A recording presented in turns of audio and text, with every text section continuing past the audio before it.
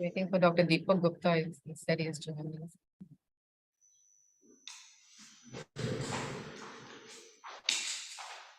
Ganesh, has he joined? I can't see Dr. Gupta. Not yet, ma'am. Okay, okay.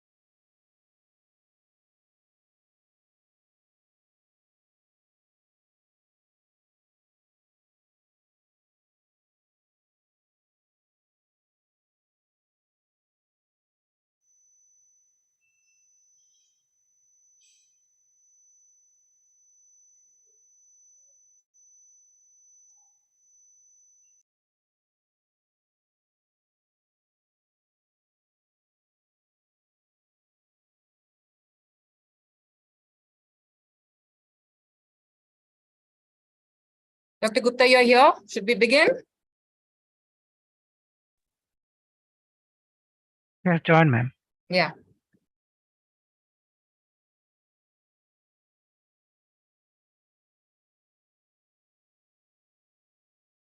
Dr. One moment. Good evening. Good evening. How are you? Sorry to keep you No. waiting for a couple of minutes. No, it's okay. All right. So should we start?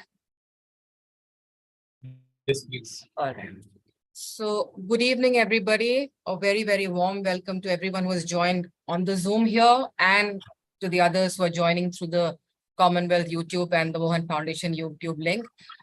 We bring to you this masterclass in association with NATCO, which is the Alliance of Transplant Coordinators of India. And we're also happy this time to be partnering with the Commonwealth Tribute to Life. And we're hoping to do many more such webinars going forward.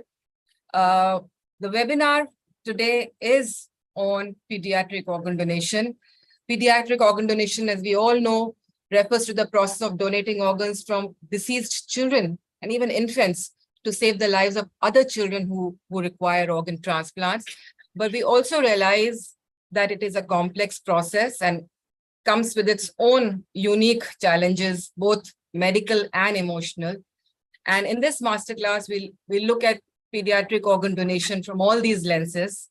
We have some very good speakers here. We have Dr. Deepak Gupta, who's a professor neurosurgery at AIIMS. I've had the privilege of working with Dr. Deepak Gupta over the last year or so in the process of organizing training workshops for other All India Institute of Medical Sciences and other government hospitals, helping them start their transplant and organ donation programs. And I have seen the I've seen the passion and the sincerity which he brings to this whole process. In fact, he has his fair share of experience with pediatric donations. And I think, if I'm not mistaken, his first donation was a child. I'll, of course, leave it to Dr. Deepak Gupta to share that with you. We also have with us two very senior transplant coordinators, Dr. Navdeep Bansal, who's been with the PGI MER Chandigarh for many years now, doing some very good work. And we also have with us Mr. M. Shivakumar, who's the head of the Multi-Organ Transplantation Coordination Unit and the Medical Social Worker at the Rela Institute at a medical center. And they will come in later to share their experience. So speaking with families where the death has been with the child, the deceased has been a child or an infant, and what it meant to speak to families for organ donation. But let's begin by having Dr. Deepak Gupta come in, speaking to us about pediatric organ donation. Over to you, sir. All right. Thank you so much, Ms. Pallavi Kumar, for giving me this opportunity in the Mohan Foundation and the Allied Partners. I think in our country, we are gradually reaching a stage wherein the number of organ donations from adults are definitely increasing. But I see that there's a lot of existing knowledge gaps and lack of certainties in pediatric donations in our country. In fact, you'll be surprised. As of today, while I'm talking to you, large number of clinicians, which includes neurosurgeons, neurologists, they're not even aware that children can donate organs. They're not even aware that children are there are a lot of children who are waiting in the recipient list for the various organs. Trust me, majority of the people believe that it's 18 to 60 years age group wherein the donation can actually be done. So there are a lot of existing myths, kind of knowledge gaps, which I will try to address in the next half an hour. So please feel free to stop me if you want to take a break, and I'll stop because sometimes it becomes quite monotonous. So I'll share my screen.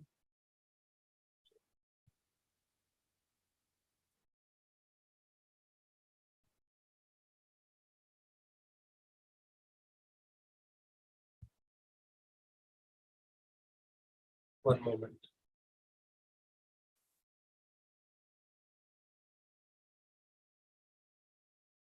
Okay, the screen is full right now. Yes, sir, it is. Okay, so I will be primarily focusing my discussion on protocols of brainstem death certification and challenges in children. Remember, we are talking about India, and in India, we talk about the concept of brainstem death, both in adults and children. We are not talking about whole brain death, which is being used in various other countries. I'll be restricting my focus primarily on the brainstem death certification, which we follow in our country. I would like to dedicate this talk to this young girl, which Ms. Pallavi Kumar was just referring to. Her name is Roli. She was a brave girl. She died when she was in her sleep. So somebody shot her while she was in sleep, aiming to shoot her father, and she sustained bullet injuries in her head. Was brought to our center after 4 hours of injury, and somehow, despite the best resuscitative efforts, she could not be revived. Parents were illiterate. They had no idea. They had never heard about organ donation for adults or children. But subsequently, when we talked to them in detail and explained about the need of the organ donation and possibility to save many children, both father and mother unanimously they agreed, and she went on to save almost 4 lives, and she gave vision to 2 more children. And so she's the first pediatric donor. I had a 6-year-old girl at that time last year, and subsequently we had more donations, taking her as an example. So whether it's an adult or a child, let me make it very, very clear. Diagnosis of brain death is a clinical diagnosis. You don't need any test whatsoever to diagnose brain death. You just need some working neurons, a thinking mind, and an aptitude and a knowledge that, to be able to reach to a clinical diagnosis to diagnose brain stem death. So it's fairly easy, provided you know how to do the various tests in a very coordinated fashion. Most important thing is the coma and apnea test, they must coexist. So the person should be apneic when we do some test or give some respiratory stimulus in the form of disconnection from the ventilator, and the person has to be comatose. Naturally, we need to do the testing for the various neurological functions, which is called as brainstem reflexes. They need to be absent. Tests, they need to be performed in the setting of normal age appropriate physiological parameters. By this I mean, you know, in an adult who is around 18 to 60 years of age or 70 years of age, blood pressure, we always say that 130 to 140 systolic is the normal blood pressure in the person. So in an adult, even if the systolic blood pressure is more than 100 millimeter of mercury, we take it as fair enough.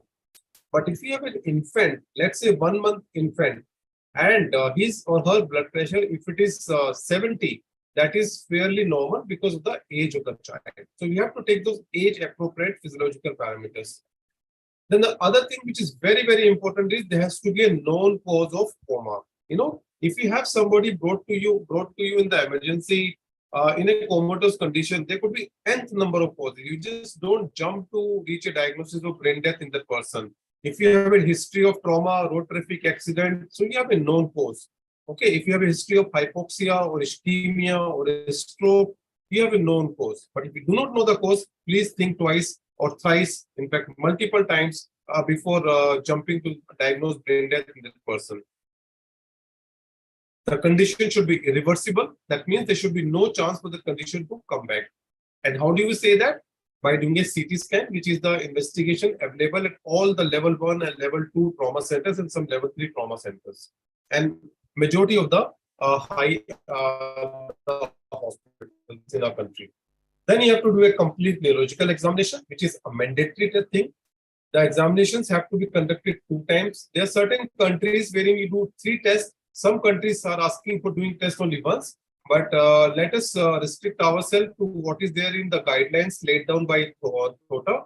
So we do 2 tests at various time intervals. I will talk about it. And the most important thing is all components of the test must be appropriately documented. The problem comes when you do the test and you do not document, or you do the documentation later on, and by that time it becomes very late.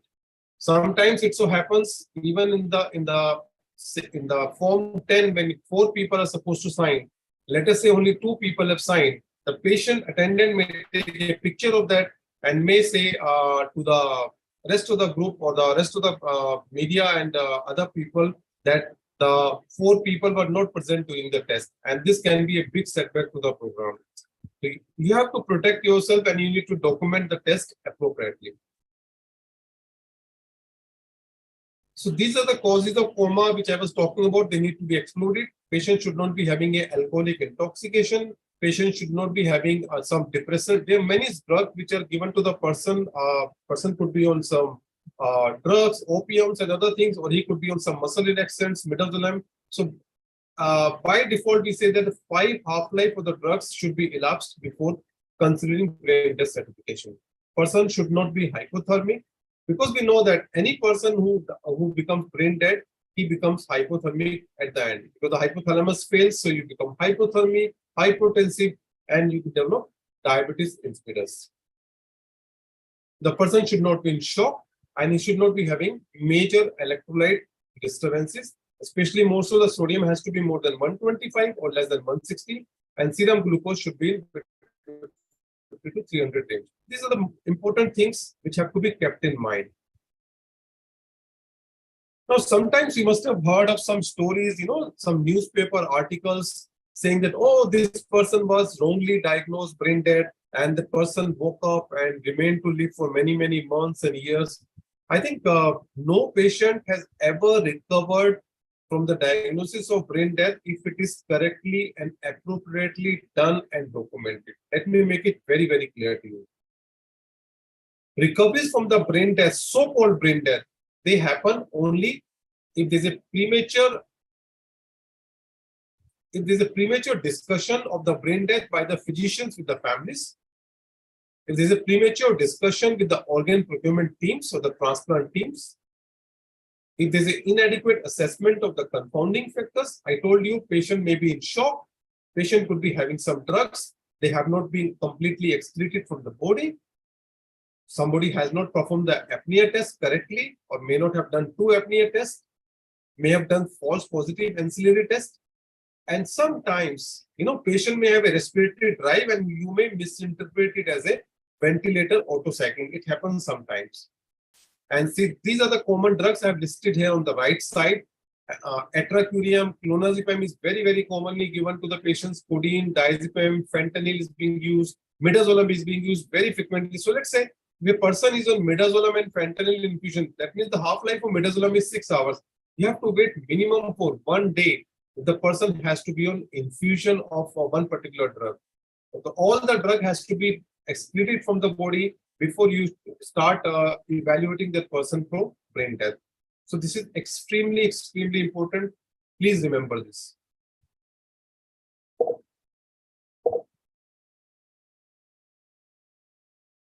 So who is likely to be a donor? Adult or child? As I told you in the beginning, the person needs to have an irreversible brain damage. And how do you document? By a very, very simple test, which takes less than a minute, I would say, which show the completely hypoxic or ischemic damage to the entire brain and the brainstem included. And this is called as a white cerebellar sign because cerebellum may be visible, but the rest of the brain is all black. Okay. So to repeat again, brainstem death is a clinical diagnosis. 2 tests have to be done at various time intervals. In children, we do it at 12 to 24 hours interval. In adults, we do it at 6-hour interval. And let me emphasize again, EEG is not needed in majority of the cases for brain death declaration. You need 4 doctors and consent is needed from the two parties. One should be a patient family member. You don't receive any donations from the unknown patients and if there is no consent from the family. So these are the various tests which we need to do in the patients. I'll come to that very quickly. Person should be in coma. Person should not be having a spontaneous breathing. His pupil should be mid-dilated or dilated fully, both eyes. Remember one thing, all the tests have to be done on both the sides, not just one eye. So pupillary light reflex has to be tested in both the eyes. You need to do the Dole-Sigh movement, head movement by moving the head on one side and then on the other side. Always remember when you're moving the head, I'll demonstrate the signs to you in the next video. You need to take care of the endotracheal tube. Sometimes it so happens that the endotracheal tube comes out while you are doing the Dole-Sigh movement, and that can be catastrophic. So you need to do the corneal reflex on both the sides. Motor response has to be tested correctly. Gag reflex, cuff reflex, eye movements, and apnea test. Apnea test should always be done as the last test and as the end. And if there's any respiratory movement, if it is seen, then of course you say apnea test is negative. If there is no respiratory movement seen, after 8 to 10 minutes of disconnection with the PCO2 rising to more than 60 or above 20 than the baseline, then you say a positive apnea test. And this has to be repeated 2 times, 6 hours in the adults and 12 to 24 hours interval in the children. So the first, why we do 2 tests? The first examination determines that the adult or the child has met the neurological examination criteria for the brain death. Okay, and when you do the second test or the second examination, the second apnea test, it confirms the brain death based on an unchanged and irreversible condition. So this is the basic purpose of doing a second examination. In the time of brain death, we say when the PCO2 rises more than 60 on the ABG in the second apnea test, that is the time we write on the file, the person is brain dead at such and such time. So this rule holds true both for the adult and for the children.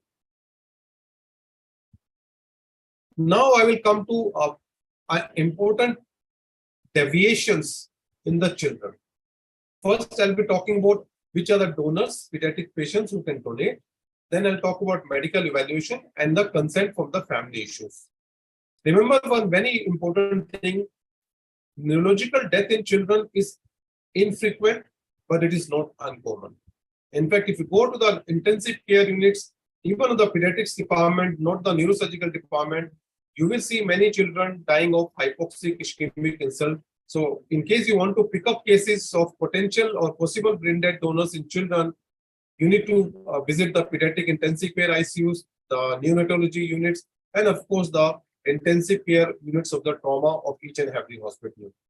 And I recommend each hospital need to have their protocols, how to proceed in a child who is comatose, and what are the criteria to be done, and the do's and don'ts, like I have shown in the chart out here.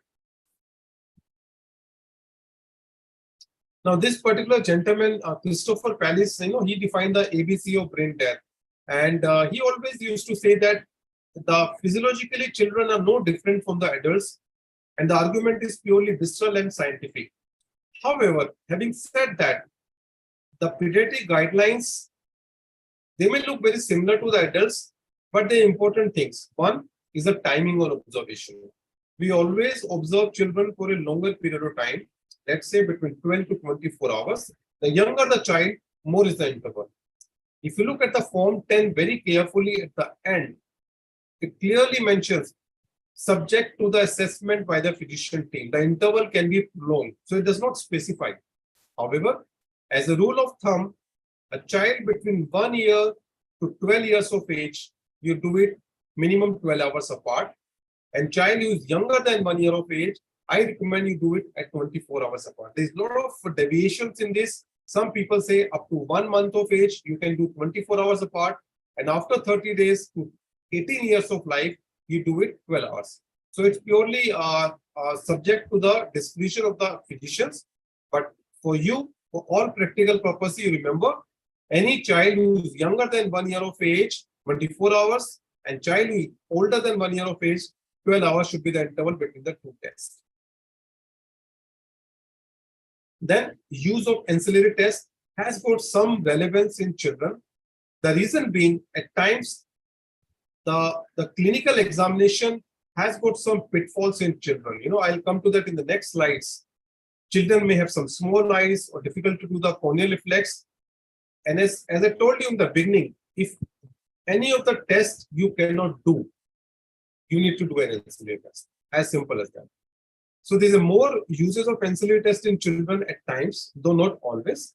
And you have to use the age-specific values. So there are only 3 deviations compared to adult. One is timing of observation, 12 hours or 24 hours. 2 is use of ancillary test. And 3rd is age-specific values. As I told you about the blood pressure and other parameters, you take it in the children. Now the question comes, who should do it? Well, if you ask me, ideally speaking, it should be done in the presence of at least a pediatric intensivist, neonatologist, pediatric neurologist, pediatric neurosurgeon, pediatric trauma surgeons, pediatric anesthesiologist with critical care training. This is preferable. But if you look at the rule, the Form 10 very carefully in India, it does not specify that. So, any clinician which is marked by the hospital committee, for the 4-member committee, they can do the test. So it is preferable to have a pediatrician, but it is not mandatory. If you ask me, at my center, though I am a pediatric neurosurgeon, I always call a pediatric neurologist. He may be knowing less than me, but he is a pediatric neurologist by qualification. So just to be on the safer side, I do call pediatric neurologist at my setup while I'm doing the brain death evaluation in very, very young children. The reason being, the implications for diagnosing brain death are of great consequence. Examination is conducted by experienced clinicians who are familiar with neonates, infants, and children. This has been documented widely in various publications available on the by American Academy of Neurology and by the pediatric journals. So, I had this query. If you look at on the right side, my WhatsApp conversation with a very senior member of National Organ Transplant Program. I asked him once, why do I need a pediatric neurologist? I'm a pediatric neurosurgeon myself. Okay, but my team, they said, no, we need to have a pediatric neurologist. Keep the air of the ego aside, and when you have somebody available, always call for to be around to share the responsibility equally. Though there is no such law.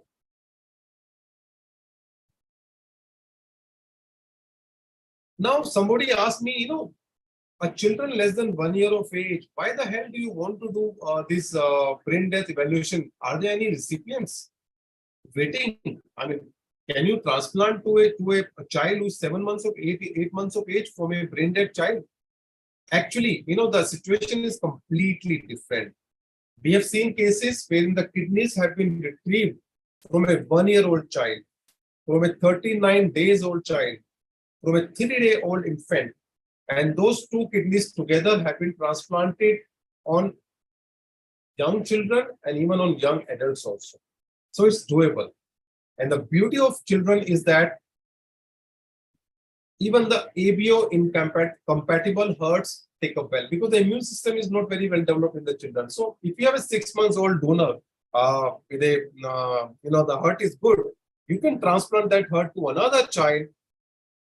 He may not be ABO compatible even. This was beautifully documented by Laurie West in Toronto in 1996 and was a game changer. Lungs do well. There's a long waiting list of the lungs of the very young pediatric recipients. You can split the liver, and it has been tried in India in children as young as 8 months of age.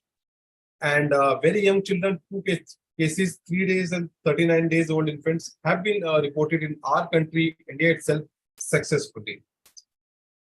So you have to remember that irrespective of who will receive, just don't worry about where the organ is going to go. If you declare brain death certification in a very young child, a month-old child, or a year-old child, or a 2-year-old child. So I don't think age actually ever matters. All you need to be very clear is that you need to complete the brain death certification. So if you increase the brain death certification rates in children in your center, you're likely to impact the number of organ donations in your country a big time. So irrespective of who will receive, just don't worry about it. There are many people in the recipient team who are having expertise in our country to successfully transplant organs from the very young children. Now, what are the challenges? Let me come to now hardcore part of the presentation. What are the challenges you have in pediatric donations? One, the disease processes are completely different in children, which may cause neurological death. Many of the young children, they can have hypoxic ischemic insult. Many of the children could have battered baby syndrome. And of course, road traffic accident, we already know. Then there are wide range of patient age, because the age group I'm talking about is between 30 days to 18 years. That's a pediatric population, right? Or maybe the newborn child. Sometimes people say 37 weeks period of gestation to 18 years of age. So there's a wide range of patient age. And naturally, all this it's a continuum, physiological continuum. And so those physiological parameters, pulse rate, systolic blood pressure, and other things will differ widely. There's some challenges with the apnea test, because sometimes you don't even have an arterial access. And if you don't have an arterial access, naturally you cannot do an apnea test. Am I correct? So it's not easy to put an arterial line in an infant. So it becomes an issue sometimes. People have tried to resolve it by doing ETCO, by venous blood sampling, but arterial blood sampling remains the gold standard. Then, of course, availability and the use of the NCD test. Many of the centers, they do not have access to, you must have heard in the books, people talking about SPECT scanning for cerebral blood flow. How many centers in our country have got SPECT scanning machine available bedside or in the center where the brain death actually happens? None. EEG availability is again very scant in the trauma centers, and not many people know how to interpret. There are a lot of false positives and false negatives in the EEG. Then who will interpret this ancillary test to document? Sometimes parents and the guardians, they object to determine neurological death in the children. Sometimes the parents get very frustrated. If you tell them, oh, we have to wait for 24 hours for doing the 2 tests, they say, we don't want it. And many parents in the West, they say, bluntly no. There's a lot of fear and anxiety among the clinicians. At my center itself, many of the clinicians, I'm talking about the people who are supposed to be well-read members of the society, they feel so anxious and they have so much of fear that they are not competent enough to do the brain death certification. What if I do the brain death evaluation or certification wrongly? The entire onus will be on me. That is absolutely wrong. I think if we as clinicians, when we have done our MBBS, MS, MCH in various streams, if we cannot do brain death certification, which is a clinical test, we have no right to be called as a physician. So I think each one of us is competent. We just have to have the confidence, and we need to know what are the tests to be done. And of course, there's a lack of awareness. There is no doubt about that. So my personal feeling is the biggest challenge of pediatric organ donation is lack of knowledge amongst physicians or clinicians. Now, what are the problems with the children? There's a difficulty in visualizing pupillary responses. We have got very small pupils in the children. It becomes especially in the newborns, the pupil size is very small. It's like pinpoint pupils. You don't even know whether it's reacting or not reacting to the light. Sometimes the corneal reflex you may not get. It could be because of small palpebral fissure, or it could be because of dehydration. The corneal reflex may be less responsive. There could be massive swelling on the face, and so you just cannot do various evaluation to the corneal and the pupillary responses. And naturally, when you cannot do this test, you have to have the ancillary test. Sometimes the caloric response, where you put in the ice cold saline in the ear and look for any tonic derivation of the eyes, it may not be possible because the external auditory canal may be very, very small. Of course, you have to use lesser amount of saline while doing it in the children. And in newborns, the sucking and the rooting reflex is present. If it is absent, naturally it goes more in favor of a absent brainstem reflex. You just have to put your finger on the angle of the mouth, upper lip, lower lip, and the child turns his mouth towards you. That means the child is having a reflex positive. If no, that means the reflex is absent. Traction response, you give some sound, loud noise to the child, or some wisp of cool air to the child, or some air to the child. Child suddenly startles and moves the extremities. That's a normal response. If it is absent, that means the brainstem reflex is absent. There's a traction response. When you hold the patient hand, the child will move away from you. Try to hold your hand firmly. So Morose reflex again, tonic neck reflex. So these are the reflexes which are to be tested in very young infants and neonates. And people should know, those who are dealing with those organ test certifications. Apnea test is by and large same as adults, but of course you have to use the age-specific BP threshold. Then in the ancillary test, I would say that cerebral blood flow studies are better than EEG because they are less false negatives. By cerebral blood flow study, I'm talking about doing either a TCD or doing a CT angiogram. At our center, we have started doing 7-point CT angiogram in very young children. We have done it in I think 4 cases successfully, which shows absence of cerebral blood flow in both the middle cerebral artery, M3, M4, ACS, A3, A4, and 3 more vessels. Total of 7 vessels. If it is absent, internal cerebral vein and 2 more vessels, then we call it a positive CT angiogram or a lack of cerebral blood flow.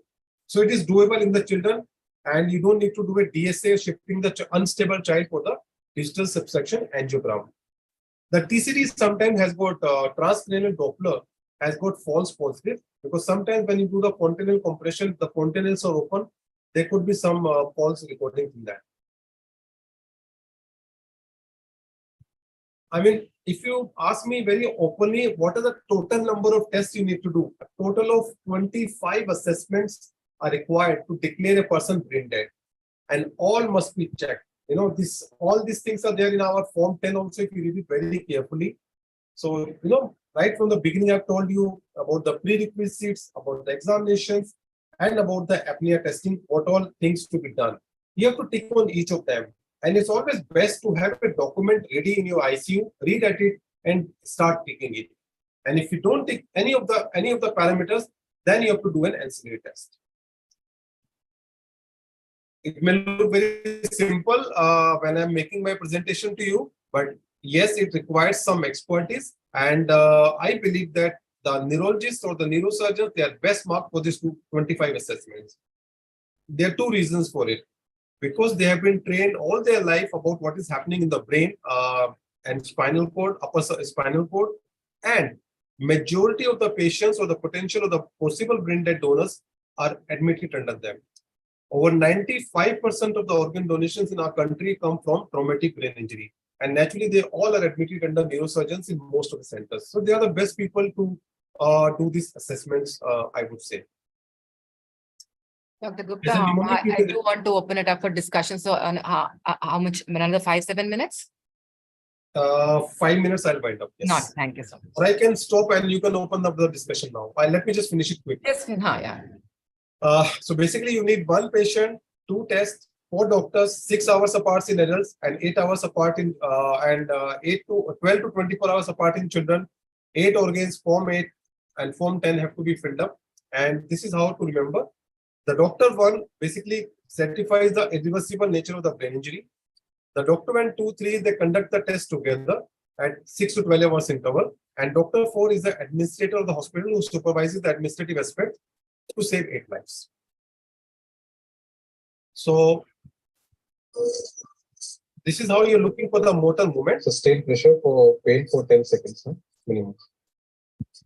So you give it 10 seconds painful stimuli to see for any movement of the extremities. Okay. And this is the dorsal movement. You control the endotracheal tube and look for the any tonic movement of the eyes to the same or the opposite side. Nothing. You're holding the endotracheal tube also, so that it does not come out in the neck. Okay. Now the dorsal.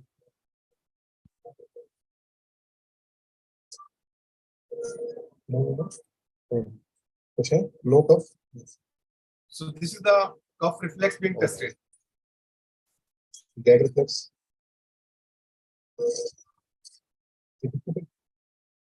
Sometimes you may get some alarm from the sister who may say that child is moving the extremities. Oh my God, the child is still alive. You see some movement happening. Sometimes you get a triple response, and there is no need to worry about it because you may have something called as a Lazarus response. You need to know how to interpret this, and this is a spinal reflex, and it is present in the brain dead patients. In the interest of time, I will skip it. I'll just share my presentation with you. You can read it later on. This is the Form 10, which everybody needs to know and read it line by line again and again. And do not miss out even a single parameter out of it when you're doing the brainstem depth testing in your cases.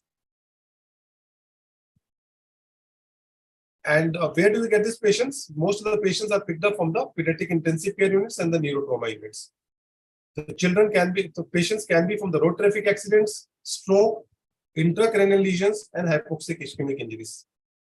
Let me tell you, a child with a brain tumor, they can also donate organs. So it is not true that if you have a brain tumor, you cannot donate. Yes, you can donate. A child born with an anencephaly, no brain, no skull, they also can donate organs to save others' lives. Child who sustains hypoxic ischemic brain injury, they can also donate organs. Children who have got compound head injuries, some people will say, oh, he could be having meningitis, meningoencephalitis. That is not true. They can also donate organs. Like, for example, this child who had a fall from the walker and he sustained head injury. He was brain dead, but somehow there was a lot of resistance from the clinician. And this child, they inserted EVD and did the EG and whatnot. And child could not be declared, and the child was subsequently declared dead, not brain dead, and the organs could not be donated. So there are a lot of issues when you're doing the certification at times in your setup, which may vary from center to center. So I think in the interest of time, I will skip this, Ms. Pallavi, about this ventilator autocycling. Some issues about the breathing during apnea test, what is to be done. And if you cannot do an apnea test, of course, you need to do ancillary test, as I told you. This is a 7-point CT angiogram. You look for the pericallosal arteries, bilateral MCS, bilateral internal carotid cerebral veins, and great cerebral vein non-visualization.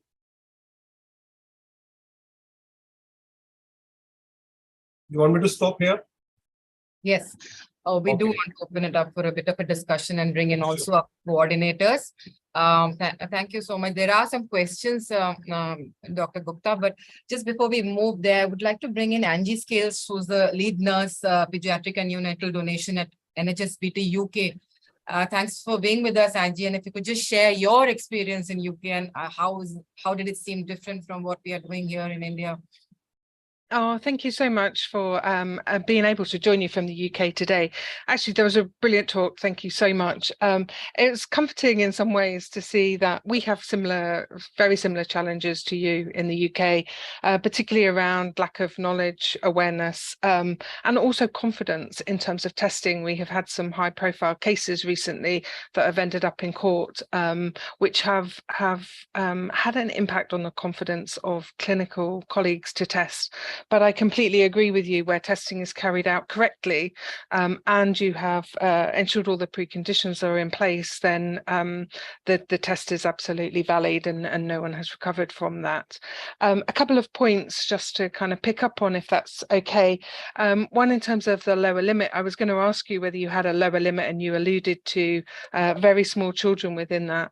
In the UK, we have a slightly different set of tests that we do under 2 months of age down to 37 weeks corrected gestational age, and they only were a guidance put in place from 2015, so relatively recently.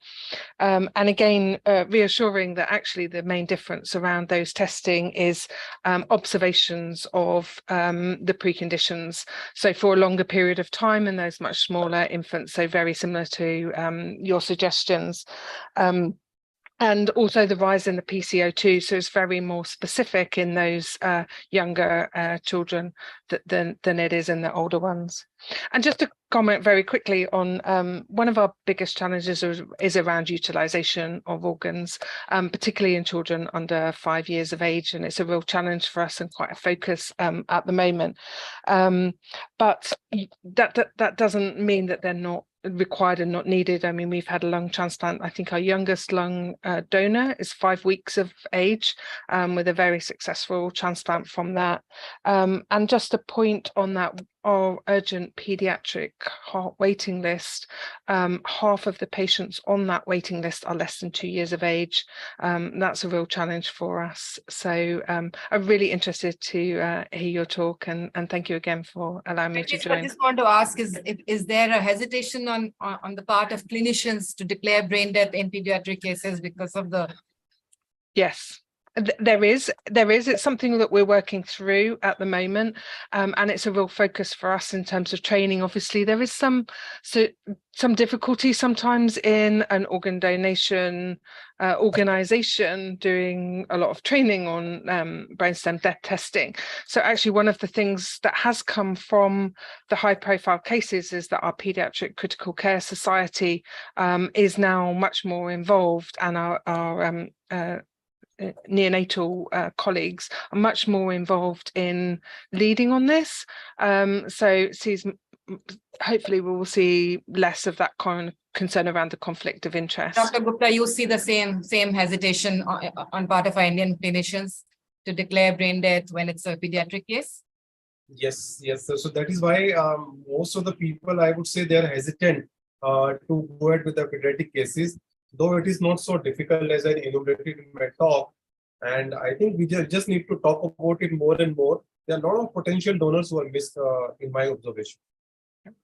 I agree. Thank you, Anji. Thank you. Are questions in the chat, but I would like to at this point bring in Dr. Navdeep Bansal. I also know that he's at this moment coordinating a donation case in PGI Chandigarh, and he also needs to leave. So Navdeep, may I bring you in and ask you to share your experiences about counseling families in case of pediatric donation?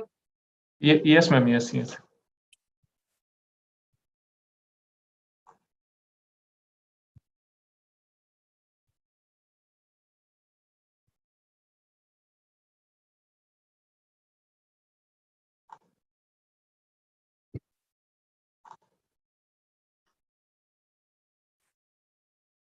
Sharing your screen? Yes, ma'am. Okay, there is just one question here that somebody asked. Maybe Anji can take that question. What are the additional tests in UK in under 2 months, Anji? If you could, somebody's asked that in the chat before. Navdeep. Yeah, I was going to put a link, which I will do. I'll put into the chat. Essentially, it's around the preconditions, but also just monitoring that rise in the CO2 in your apnea, more specifically. But I'll put the details into the chat, and a link to where you can get that guidance and have a look at it, if that's okay. And Dr. Gupta for India? No, they are, as I enumerated, the tests are almost exactly the same like in adults. For the PCO2, there is no difference to my understanding in the apnea test interpretation thresholds in children or adults. They're same. You have to document a rise of more than 60 or a rise above 20 than the baseline, even in the children. It's exactly the same. Navdeep, are you coming on with your presentation?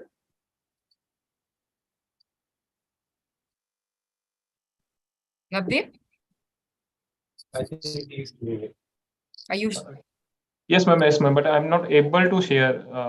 Ganesh, have you stopped screen sharing for Navdeep? You can take some additional questions, maybe. Yeah.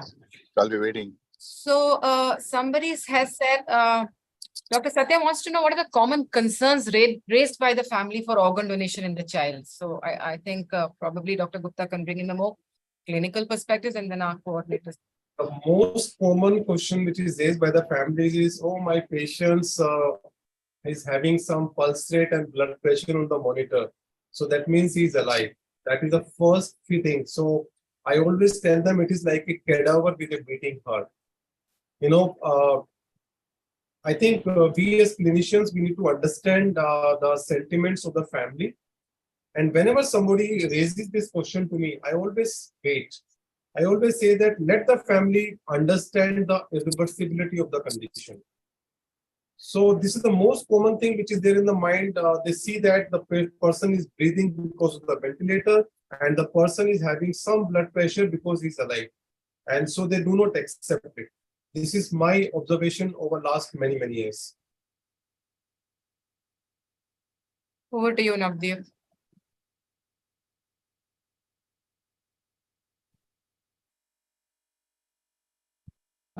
Good evening, everyone. evening. So the medical aspects and all regarding the brain death in pediatric. Can on you the make a full prevention- screen, Navdeep? Slideshow. Is it possible? नीचे slideshow कर दो.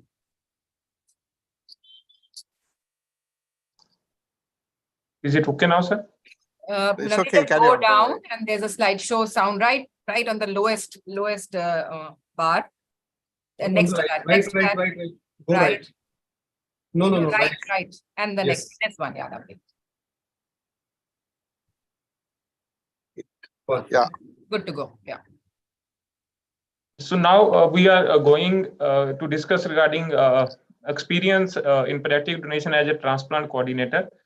So in PGI from 2015, we have converted nearly about 30 patients which were below 14 years of age. As discussed by Dr. Deepak, that it requires a extra efforts to declare these children for brain death declaration. So we always try to involve the treating physicians and the pediatric neurologist when we are going to declare these kids regarding for the brain death declaration. So what are the challenges as discussed by Dr. Deepak also, that reporting of cases is very rare. Most of the medical fraternity, even the medical fraternity is not ready to inform these cases who can be the brain dead or can be the potential donors. So reporting of these cases is very rare. We got approximately 1 or 2 kids in 3-4 months, which can be the potential donor or the potential brain dead patients. Then and also the second challenge is that whenever we try to counsel these patients, the parents feel guilty. Most as the cause of brain death can be in the most of cases which we converted by the fall. It may be fall from height or fall from the bed or from the lap of the parent. So they feel guilty.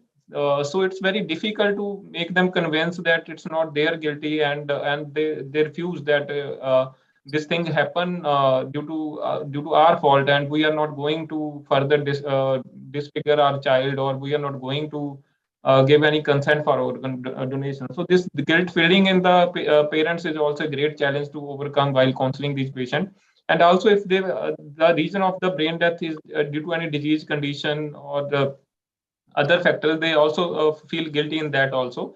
And difficult to explain use of organs. Sometimes they are ready to give consent, but they will ask that where you are going to use these organs. It may be, and always we may not have the recipient in the same age group, or a kid who require the organs.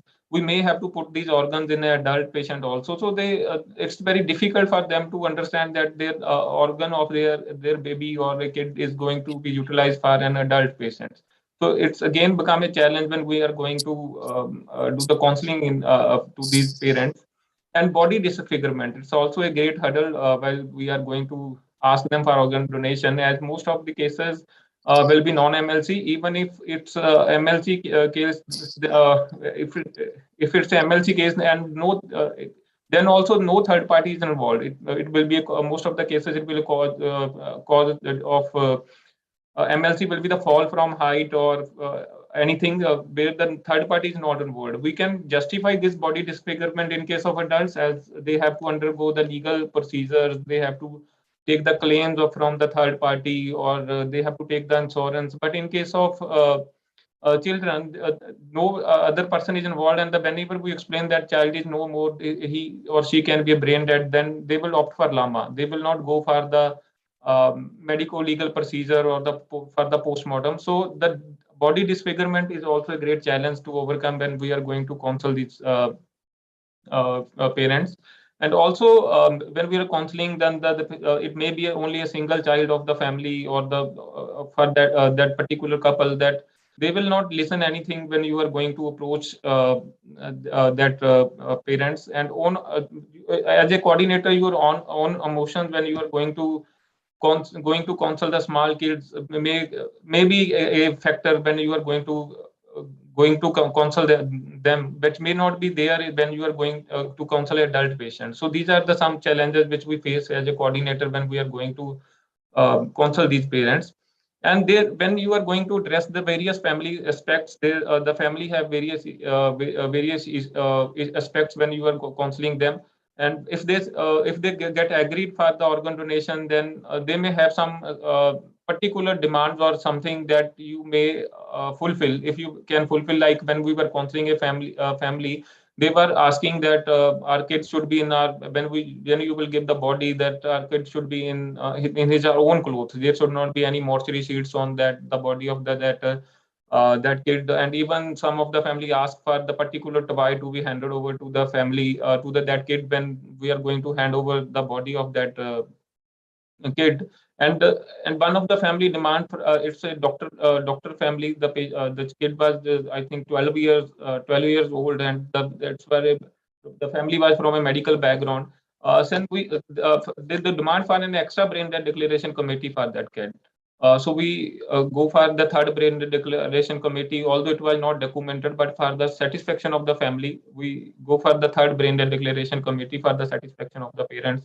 And ultimately, after that third brain dead declaration committee, they give consent for organ donation. And even in case of small kids, there is the involvement of the grandparents. Like in case of adults, it's usually the spouse or the parents parents of that patient that for whom we have to convince for the organ donation. But in case of kids, the grandparents also play a major role while we are going to counsel them. The parents may get agreed, they may be in the hospital or they may be there to give the consent, but they will always go for consultation with their parents. So all grandparents are usually mostly more attached with their children. So convincing them is also a difficult task to take consent for organ donation. And less utilization of organs. As my experience, the most of the families are willing to donate only the heart and the eyes of their kids. So because they want to listen as per the media advertisement, all they want to listen the heartbeat of their kid, or they want to see the eyes of their children. So they were not ready to give consent for the other organs. So and it's very difficult to use heart and eyes currently in our country from these kids. So now this was just a case discussion regarding the, as also mentioned by Dr. Deepak in his presentation, that it was a kid of nearly 70 hours, and I think it's the youngest donor in our country.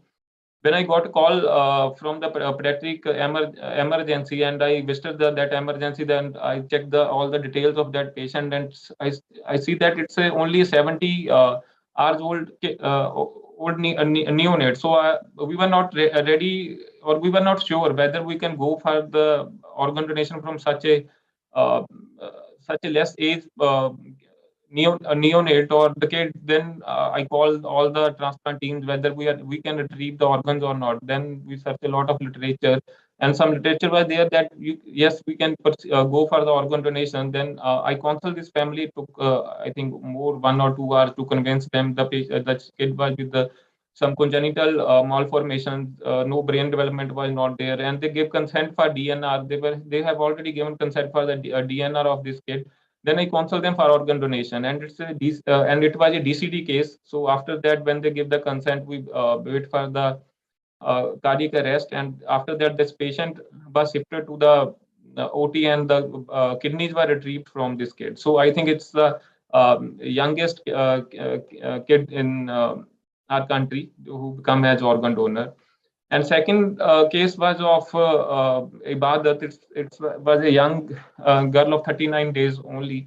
In this case, the parents were self-willing. They approached us that yes, that they want to donate the organs. They were aware about the organ donation from various sources, and they approached us that we want to donate the organs of our daughter. And even this case was discussed by the Honorable Prime Minister in his 99th Mann Ki Baat. So it can be a good example for all the other coordinators and all of us who are working in this field to motivate other parents to go for organ donation. So this is the success story. Recently, PGI celebrated in the last month only celebrated 50 years of kidney transplant, and these two recipients were called in this event. And this woman is having a dual kidney transplant from a 11-month-old kid. So this woman got kidneys, dual kidneys from a 11-month-old kid, and she's doing well. And she was transplanted 5 years back. Now she's very well, and she's having own business of river rafting in Rishikesh. She's enjoying her life. And second one is a child having a kidney transplant from a 3-year-old kid, also 4 years back, and he was also invited in this event. So it's a success story that the organs from such a young age can also be taken. And if families are motivated, parents are fully convinced, then it can be a great factor to increase the shortage of organs. So this is the success story that these organs are valuable. Thank you. Thank you so much, Navdeep. Thank you for the good work you do. I'm sure it can't be easy speaking to families in the case of such young children. I just want to get a clarification. Did you say that in medical legal cases, the children are never made to go through autopsy? Is that right? Usually family don't get agreed for the autopsy, as no third party is not involved. They don't have to take any claims from anyone. So they opt for the lama before even declaration of death.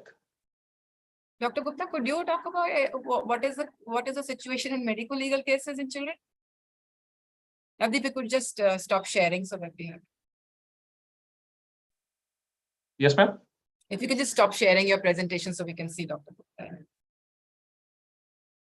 Thank you, sir. Dr. Gupta, you're mute. You're on mute, Dr. Gupta.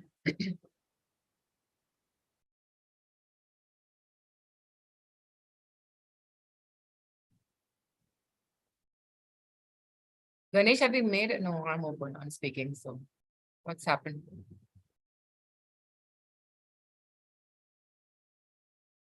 I've asked to Okay, unmute. okay. Now it's okay. Yes. Okay, so I think the law is very clear in our country. All road traffic accidents, they are medical legal cases where autopsy is indicated and should be done. However, there are some exceptions in some states wherein you need to take special permission from the higher authorities, from the police, wherein exemption can be given if the cause of injury is well known. Having said that, what we do at All India Institute of Medical Sciences nowadays since last 1 year is to take this important fear of autopsy.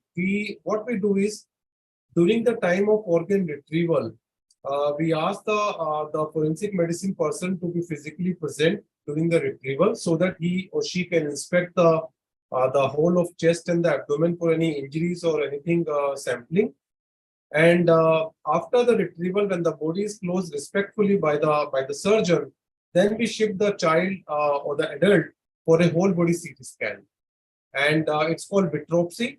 And this obviates the need for the second opening of the, I use the word second postmortem.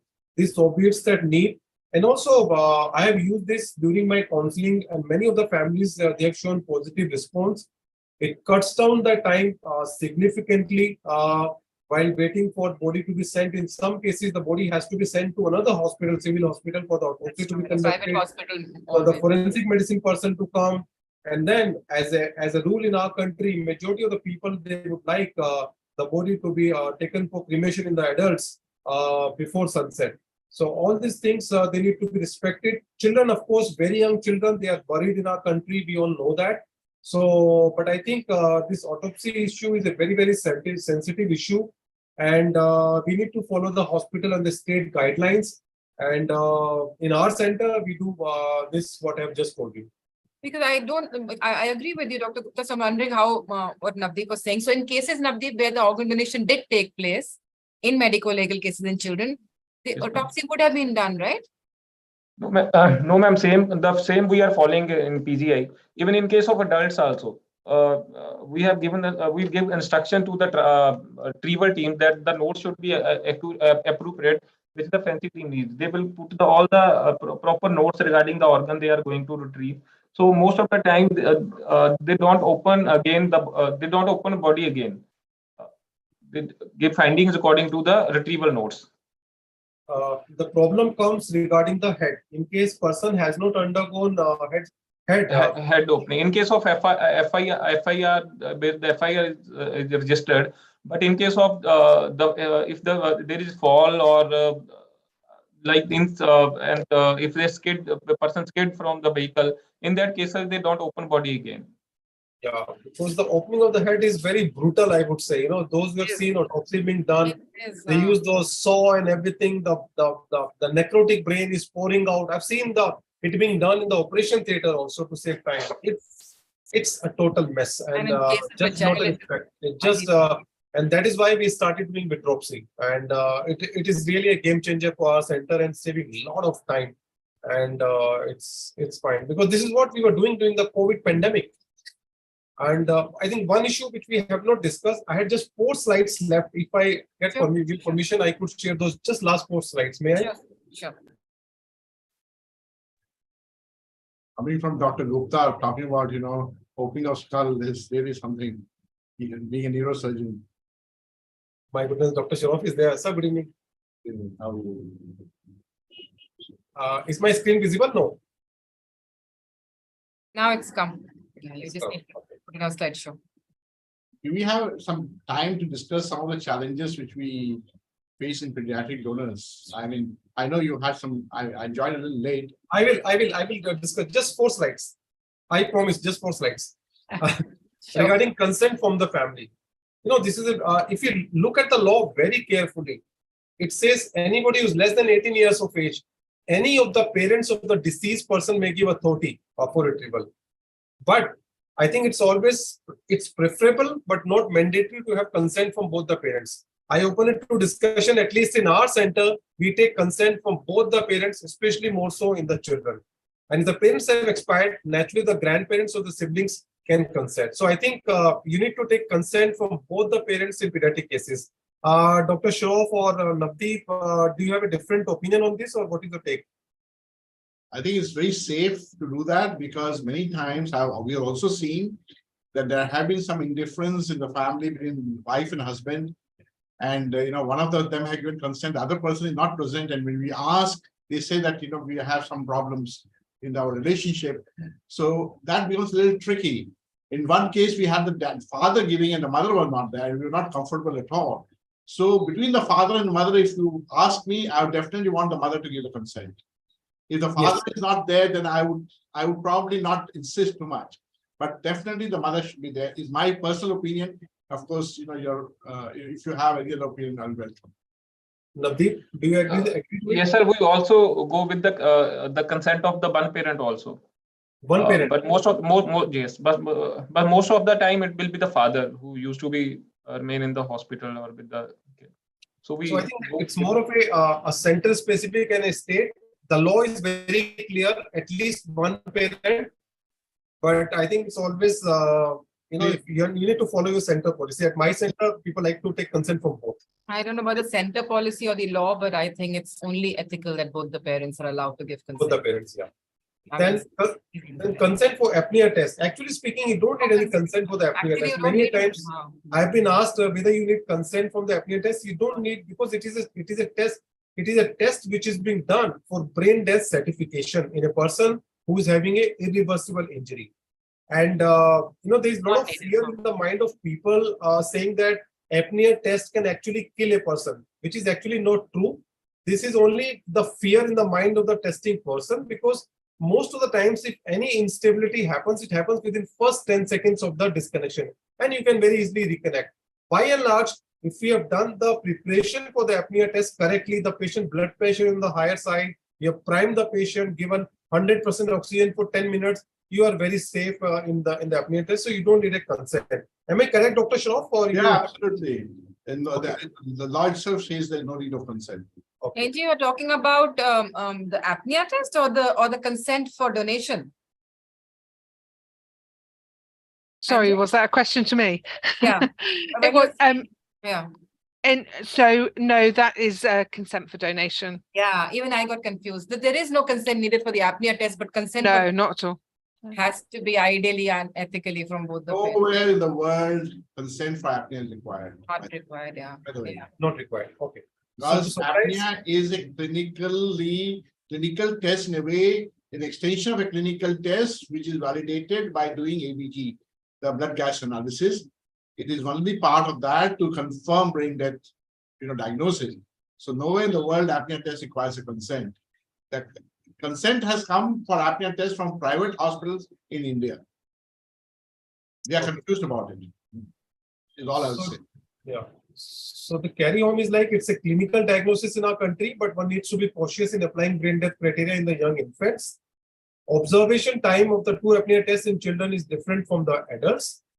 And again, I want to emphasize that you need to document and sign each and every document timely, because you never know when the case can be reopened many years down the line. Acceptance rates by the parents may be lower, but my personal observation is conversion rates is very high in pediatric brain death certifications. And I think I stick to my word that knowledge gaps amongst treating clinicians and surgeons, they need to be addressed. And I think this webinar is one such attempt to address those knowledge gaps. I, as a neurosurgeon, I think I'm convinced, because I feel that it takes many people to make a donation happen, and everything has to fall in place for a successful retrieval and transplantation. All we need is a change in the thought process from it being a thankless job to a passion to do is needed. I believe if not we, then who else will do it? I think with this, I just want to put up the picture of the children. We have done 5 cases in last 1 year, Mansi, Rishant, Mahira, Roli, and this year we had a Salim, a 6-year-old child. The youngest being just 16 months of age in our center. And we are looking for each and every potential or a possible brain dead pediatric donor for conversion. With this, I would end my discussion, open to any questions from the attendees. Thank you so much.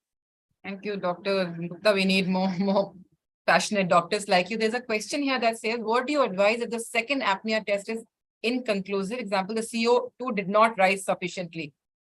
And what is the gap for the next attempt of the second apnea test? So the second apnea test has to be done minimum of 12 hours apart in the pediatric population, sometimes even longer. The majority of the cases, second apnea or the first apnea being inconclusive is because of you do not read the pre-apnea or the baseline ABG test correctly.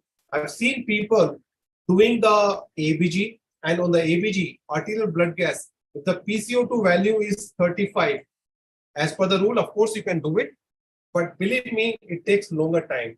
If you begin your apnea test with a PCO2 value of 40 to 45, that means on a higher PCO2 value, your chances of hitting are very, very strong. So begin with a high PCO2 value. Play around with the. I never ever begin my apnea test with lack of priming of the patient. Sometimes I do some kind of a cheating, I would say, in the sense the patient blood pressure is borderline. What I do is I give a small baby bolus or a purge of inotropic agent, NORAD, to the patient to keep the BPO slightly on the higher side. Because I know that when I disconnect the child or the adult from the ventilator, there will be metabolic acidosis, the blood pressure will definitely fall. I do not want the blood pressure to crash below 90 millimeter of mercury or saturation to fall further. So pre-oxygenate a patient by 100% oxygen for at least for 10 minutes, maybe longer. Your oxygen catheter has to be correctly placed. So many times people do not know where to place the oxygen catheter. It has to be 1 centimeter distal to the endotracheal tube to be just at the crina so that you're able to ventilate both the lungs.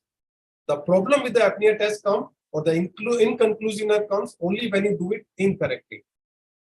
Having said that, if you do not have a rise of PCO2 to more than 60 or more than 20 than the baseline, you can very safely extend the duration to 15 minutes, 1-5. In fact, up to 20 minutes also, provided the patient is stable, not showing any arrhythmias, the metabolic acidosis is not happening, the respiratory acidosis is not happening.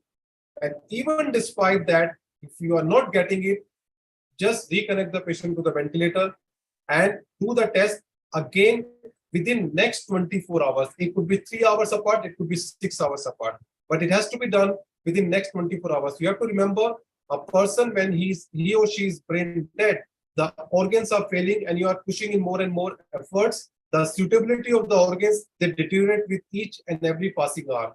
So the key to successful or a good attempt to brain death certification is to give healthy organs to the retrieving team. So your sodium has to be kept to less than 160. The only reason being hypernatremia is very bad for the recipient liver. Similarly, lungs have to be taken care of. You're not supposed to push in too many inotropes because then the kidneys will be affected. The person who asked that question is said they're satisfied with the answer, so that's fine. If it is a premature birth at 7 to 8 months, and is it possible to go for organ donation? No, I think it's about 37 weeks of period of gestation. See, you have to understand what I was emphasizing. You have to understand what are the organs you are going to harvest. On a theoretical front, it may look very exciting that a preterm baby, let's say 28 weeks, you are attempting organ donation. But if you look at the practicality, there are hardly any such cases. So many times we come across pregnant patients, a 20 weeks, 24-week pregnant lady who sustains severe traumatic brain injury, and she's having a live fetus. And this question probably comes to relevance at that time also, what to do with the baby. So baby has to reach an age of maturity, that is beyond 28 weeks period of gestation. But regarding premature or preterm, I don't advocate. I would still advocate that any child who is older than 37 weeks period of gestation, you should think about it and talk about it. Dr. Shroff may add to it. Yeah, I think, only if the family is very keen to donate, and I think the only way forward here would be a DCD donation. Brain death, definitely not, because, the neural tracts have not matured, so you can't really define those, your clinical tests. So DCD is the only perhaps option. I don't know what the international experience on this is, but yes, I don't think so. And also we must remember whether these organs can be used, perhaps they would possibly could be only used in pediatric recipients who are also of a certain age because of the size mismatch and so on. So there are a lot of challenges in this. Anna wants to ask a question. Anna, please go ahead and unmute your phone. Hello. Hello, this is Anna Mazzeo. I'm from Italy, and congratulations to everyone for beautiful talks. I would like to ask this question because probably the regulations, the laws are different in different countries. I heard that you were talking of consent to apnea test. So apnea test is part of a clinical diagnosis. At least in our country, we do not need consent to do the clinical diagnosis of brain death. So I was wondering why you need the consent to apnea test. So, Dr. Anna, as I said, a consent is not needed for apnea test. Some people, they do ask whether you need consent for the apnea test. Let's say when you want to do any invasive procedure, tracheostomy, or any procedure, you always ask for consent from the family. And so many clinicians, out of ignorance, I would say, they say you need consent from the apnea test because they have a fear that this patient may worsen during the apnea test. Probably that is why they ask, but the thing is very clear. You, as you rightly said, you do not need any consent for apnea test. Thank you. Thank you. Thank you. Munir, go ahead, ask your question. Dr. Gupta, what I know a little bit about the law, it's not very clear about the ancillary testing. So I'm again asking this question that where the certification is not possible in children, and you have mentioned that you can go ahead with ancillary testing and your center is doing it. So is it we can do that in other centers? Is that what law says? Yes. Yes. So there was a beautiful paper which was published in JAMA 2 years back, 2020, I suppose. It's a paper, it's a global paper. I think 2 countries are currently doing ancillary tests, and the NOTO also permits, there are some children wherein you cannot do various clinical tests, as I pointed out. Some children, you will not be able to do an apnea test properly or correctly. In those cases, you can do. And at our center, we've started doing a CT angiogram. CT angiogram is a very simple investigation. You just have to, through a central line, you have to inject the contrast and take the delayed films of 20 seconds and 60 seconds. And if on 60-second film, the 7 vessels which I talked about, 3 veins and 4 arteries, if they are not visualized, the intracranial component not visualized, that means the cerebral blood flow is absent. See, all we have to understand, we all die, let it be a cardiac death or a brain death. They all happen due to lack of cerebral blood flow. If a person dies by the cardiac death, naturally the blood flow to the brain does not go up. So there is a lack of cerebral blood flow to the brain, even in a cardiac death. When a person becomes brain dead, again the cerebral blood flow to the brain stops. And this is what we have to document. So when you demonstrate on CT angiogram or a digital subtraction angiogram or IADSA, lack of cerebral blood flow in the intracranial circulation, it is an indirect evidence that this person is brain dead. It is an ancillary test, and this can very safely be done in cases where the clinician is not very sure about the interpretation of certain tests. Let us say in one case, actually at my center, I remember very distinctly, last year, the case I showed you about the Lazarus sign in this child, the entire ICU, even my neurointensive, my intensive colleague who was a very senior professor, that person was also very doubtful that this child is probably having some motor movements. And I, as a clinician, was very sure of what I was doing. But to allay the anxiety of the entire ICU and the entire team, and to build up the trust on the program, I decided to do a CT angiogram in the child. And yes, of course, the CT angiogram was 7-point CT angiogram was positive. That means the brain death was confirmed, and this was shown to the entire staff, and they all believed in the concept of something called as a Lazarus sign. Similarly, in one case, we could not get an arterial access despite the best of the try because of multiple things. And then in that case, we took permission. We did the CT angiogram as an ancillary test, and subsequently, this child did donate organs to and saved, I think, three children. Yes, it can be done. I 1 minute, Palvi. I agree with you, Dr. Deepak, and I also understand the test what you're talking about. But my point is, 3 years back when I was in hospitals and doing counseling, the clinicians, they want it in writing. That where is it written in the law? You're talking about permission from the NOTO, which means that for every case, you need a permission from the NOTO, because NOTO as such has not given any written guideline. So the clinicians, they say, where is it written? Show in the law. That is what, I would agree with you that clinicians also need to be, what you've said in the last point, that they also need to be educated. That's my point. Dr. Shroff, would you like to answer this? You have to unmute yourself. You are muted. Sorry. Muneeb, you're talking about DCD, is that right? No, I'm talking about VSD. Apnea test. I'm talking about apnea test. What do you mean? Sorry, I had missed a little bit when I was taking a call. What was the question? What was the doubting about? Question is where the apnea, you cannot do apnea for some reason in children. Right. Yeah, and then comes in the role of ancillary, which is not Right, there. you're absolutely right. Law doesn't, definitely, you're right, that the law wants apnea test as a test. Without that, you can't declare brain death, period. That needs to change. Yes, that's what I was saying, because every time you need to get a permission from NOTO, AIMS is doing it, other hospitals don't do it. The clinicians, they want it in writing. Where is it written in the law? Show us. Very true. But Muneeb, like a Dr. Gupta calling up NOTO and saying, we want to go ahead with this case. and not leave it to a transplant coordinator to do the asking. If that conviction and passion comes across from doctors, it will happen because Yeah, it will happen. it is beginning to happen now. I agree. So motivated, passionate doctors like Dr. Gupta, very few in this country. Okay, So let's इसलिए move नहीं होगा forward. So there's before people start leaving, we have a very small poll.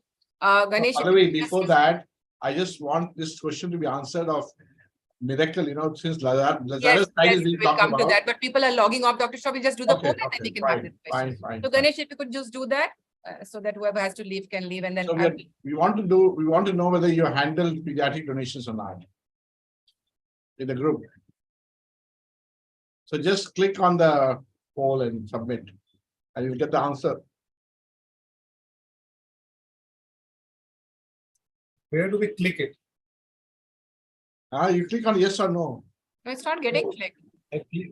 No, it's not clicking. I have finished my vote immediately. मेरा भी नहीं click हो रहा है, Dr. Shah. कौन से पे हो आप लोग कौन सा सिस्टम यूज कर रहे हो? Lenovo. I have finished, ma'am. I have submitted. Okay. We'll add 2 more to the yes or no if you can say you said yes or no to the Mine is a no. Dr. Shah, Dr. Gupta is a yes. Of course. Yes, from my side. Dr. Lakshmi.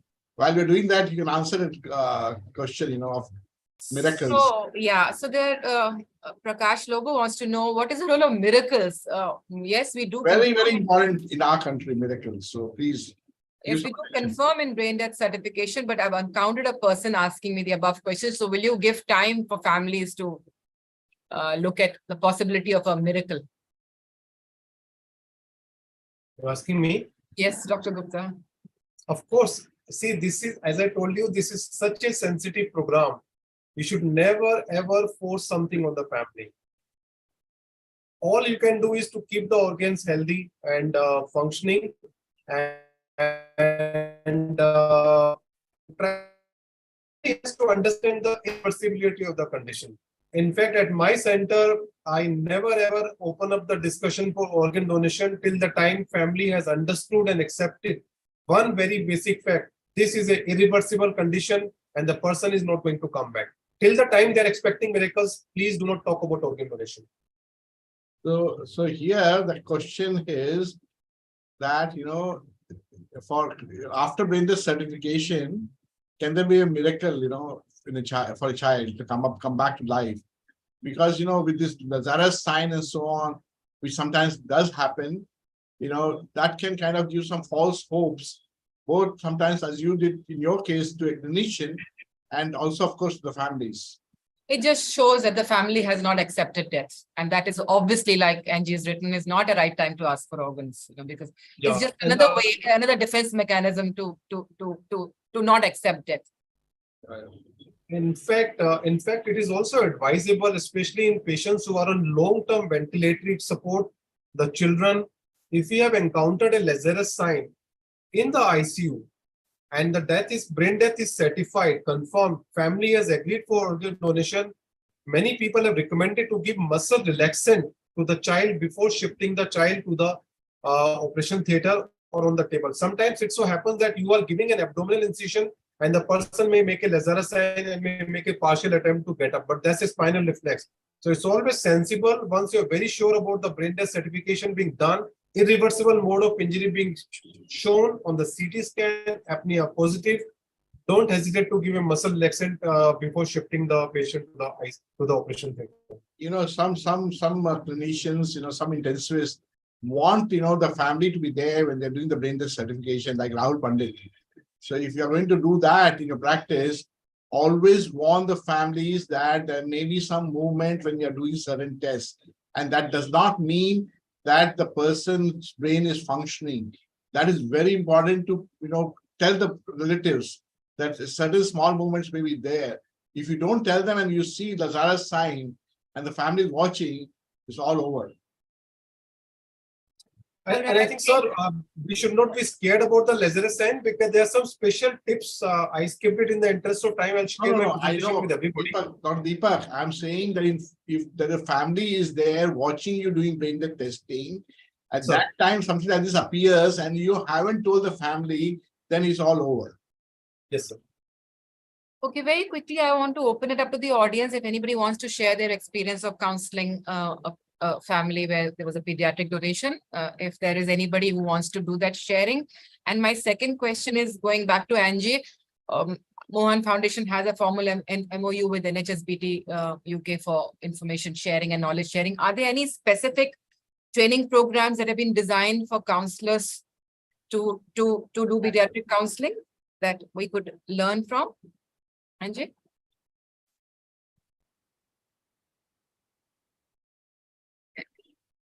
Anybody wanting to share? And Angie, are you still there? Yes, I am. Sorry, I couldn't take myself off mute for some reason.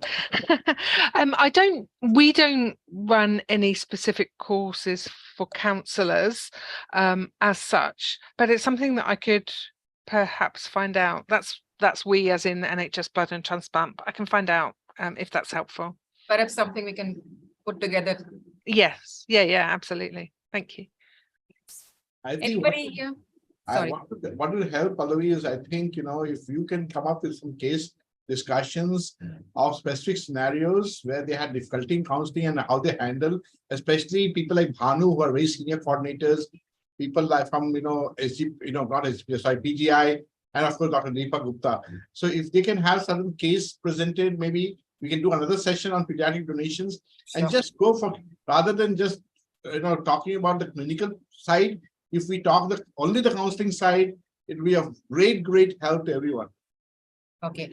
So Dr. Lakshmi wants to speak and she's saying she's unable to unmute herself. So Ganesh, if you could help with that. Bhanu, you want to say anything also? Bhanu has got a lot of experience. Lalita has a lot of experience as well. Yeah. Hi, this is Dr. Lakshmi Shubhavat. I am a pediatric intensivist from Wadia Children's Hospital, Mumbai. And recently we had our first pediatric brainstem death and organ donation, which went through. All the questions I asked were based on that particular scenario, and it was not an easy scenario for us because we had neurosurgeons saying on 160 sodium, I'm not ready to do the apnea testing. Then we had to find papers where it is an extended spectrum and it is allowed to do on 160. Is there a comment from the forum on 160 serum sodium for doing apnea testing when clinically everything else is fitting? Getting the sodium down from 160 to 159 may not have been that difficult, but I understand, Dr. Lakshmi, your kind of problems when you're doing the first time an apnea test after the consent has gone through for something very small, just a requirement, you're not able to go forward.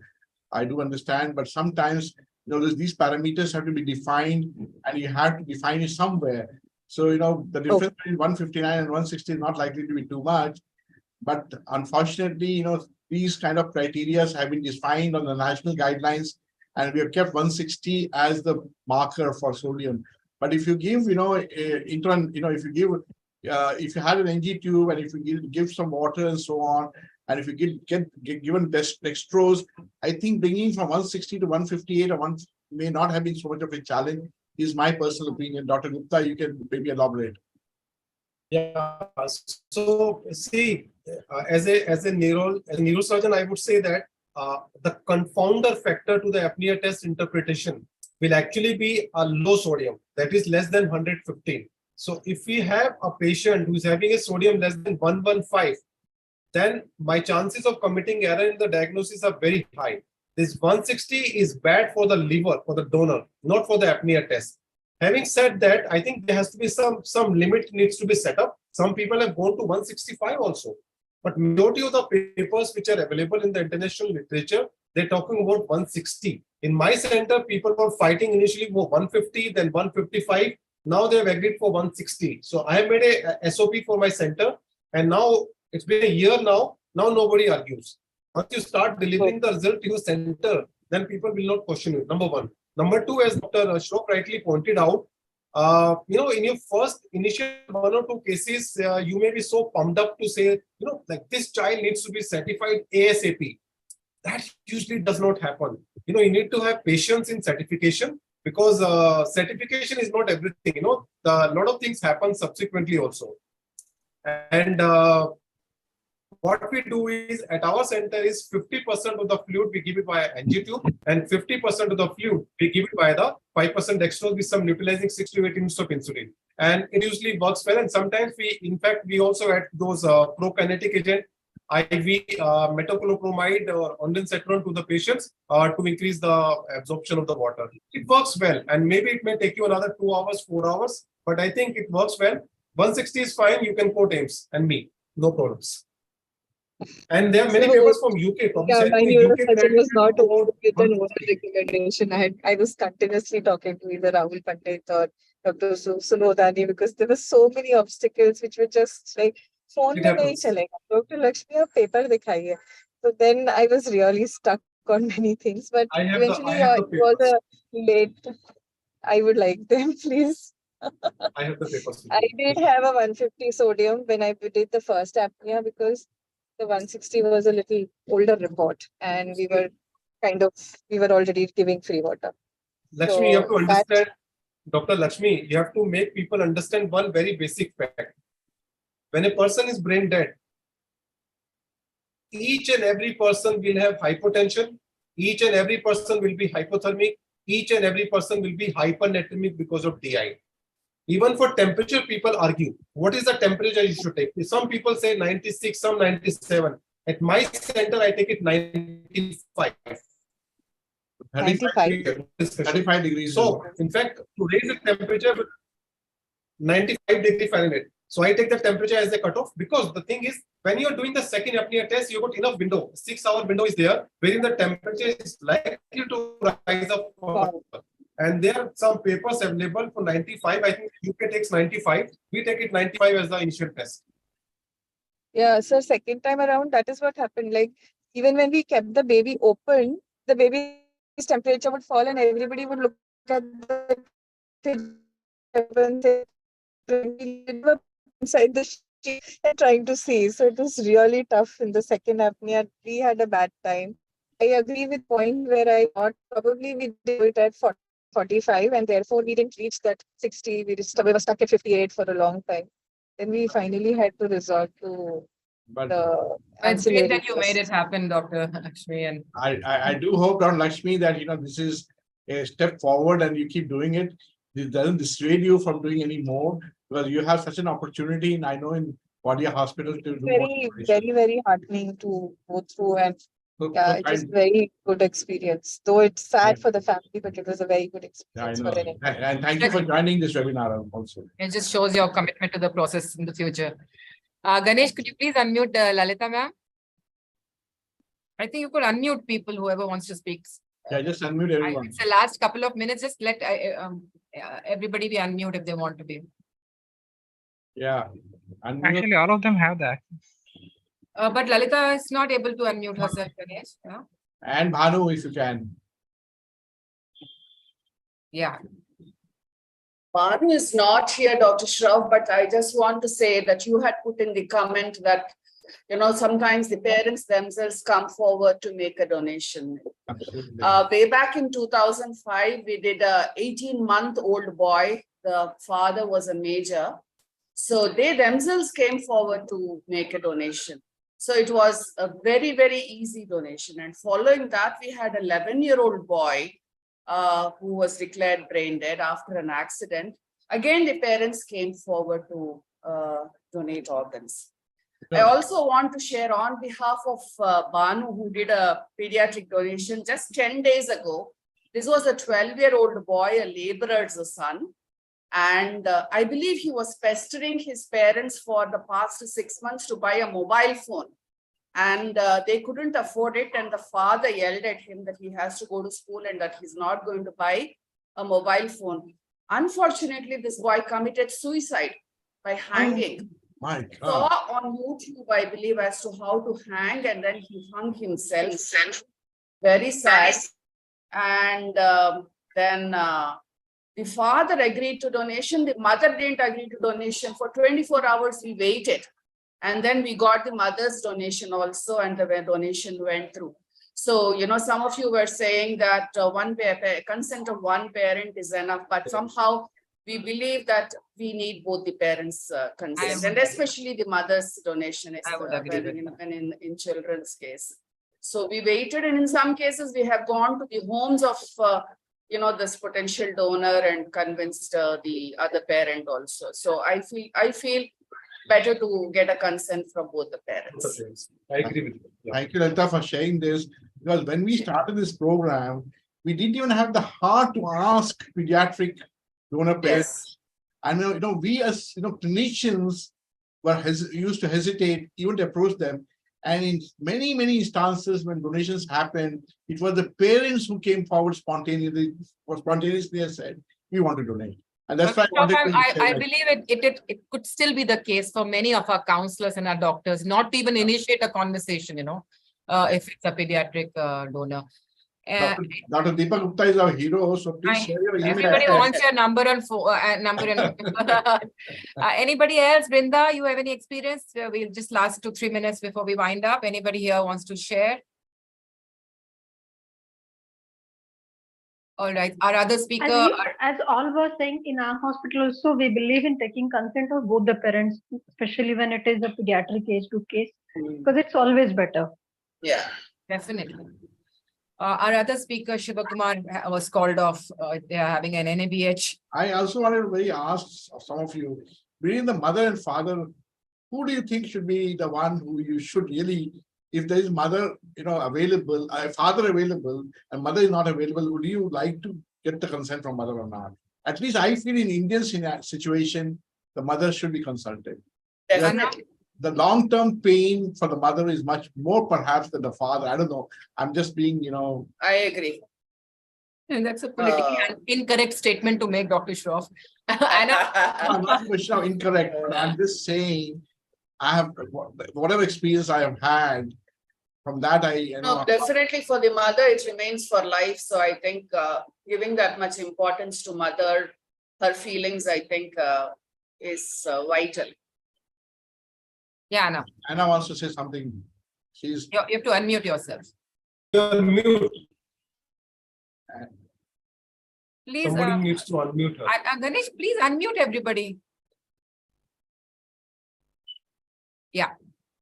Go ahead, Anna. Okay. Sorry. No, I was listening to the consent of parents. At least in our country, it's mandatory to have the consent from both parents, of course. Yeah. I don't know if because I was working, so I may have missed some part, but you were asking if also the mother has to sign or who is that has to sign.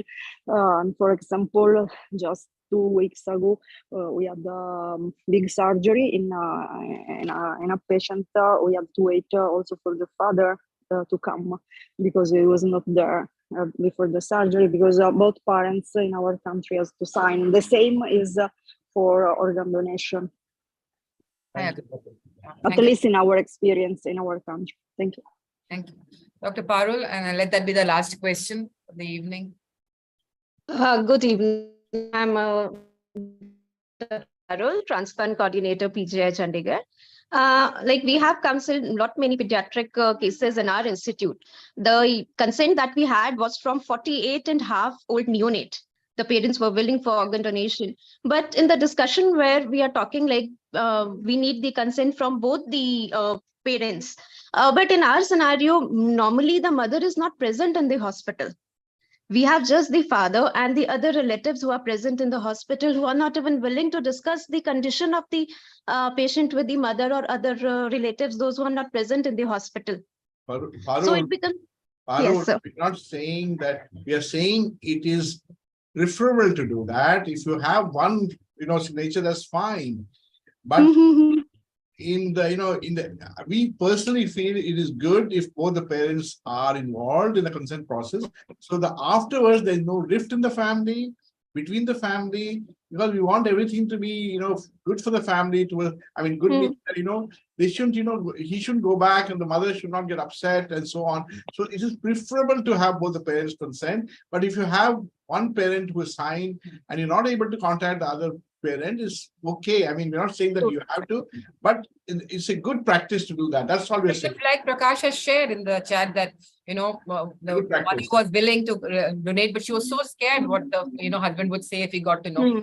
I think these cases, if both the parents are alive, both their consent have. It also to ensure that, they are collective in their decision making, they feel good. The marriage doesn't suffer going forward. So it's only right if you get consent from. Right. Yeah, actually, we do not know, Pallavi, what may happen a few years down the line between Yeah, the you two took this parents. decision So without many asking. times the father comes and tells me, please take the organs, I'm ready to sign.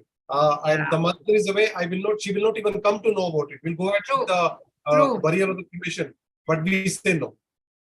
I mean, if you kind of, wait, pause, and, then, give them some more time, invariably you'll find that, things will come out well, things will work out well for they will consent, they will speak to the. One father, in fact, told me that I will get it signed by her and I will tell her subsequently. Right now, I cannot tell her. And I said, there is no way I can go ahead with this unless I have explicit consent from both the parents. It is a right to be told and. So just go back with this, that it is a good practice. It is not, in the law only requires one signature. So it's a good practice to do that. And you can do it however you want in your program. But, at the end of the day, you want to keep this program, going well without any controversies. So try and follow these good practices is all we say. True. So should we wind this up? Dr. Gupta, thank you so much for always taking the time and, sharing your experience with such heart. Navdeep Bansal, I think, has gone to coordinate the case that's happening. Unfortunately, Shishir was called off. But thank you, all of you, for being with us, for attending this session. And thank you especially. Ravi, if you don't mind, can I ask Satya if she is there just to say a couple of sentences? From tribute to life. This is the first webinar we're doing with them. So thank you, Angie, for staying till the end. I think Dr. Satya left. He was okay. All right. He was there till some time, but we have a lot of international participation. Anna is there from Italy, and Angie was of course there. So I think these webinars will only grow and reach out to a larger audience as we go forward. So thank you very much. Thank you so much. Thank you very much. Thank you so much, and have a very good evening and a good Saturday and Sunday. Thank you so much. And I hope that we have got that link from Anna, not Anna, from Angie. She sent the link, yeah. Okay, great. Thank you. Thank you so much, everyone. It was a great